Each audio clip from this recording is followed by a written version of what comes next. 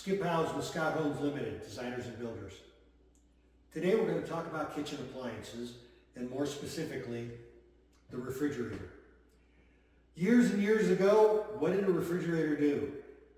It cooled the space, it kept your food fresh, and now the technology has taken us to the point where we have multiple doors, we have refrigerators with the freezer on the side, the top, or the bottom. We have cafe doors, we have slide-out drawers that have different things.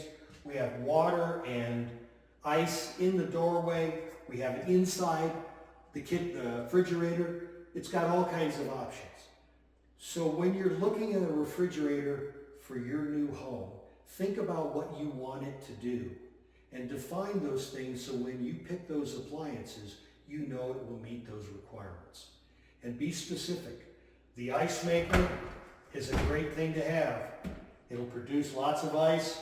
You can crush it at the door. You can get your water out of it as well. And with the bottom freezer, which is what I prefer because you're not reaching for those heavy frozen items above your head, it helps keep your food easily accessible and readily available. And the doors work so you can look at everything in the refrigerator wide open and readily accessible. And the shelves and the drawers, or the side door shelves, are all adjustable. Pick what works for you and make it work because you want these things to last a long, long time.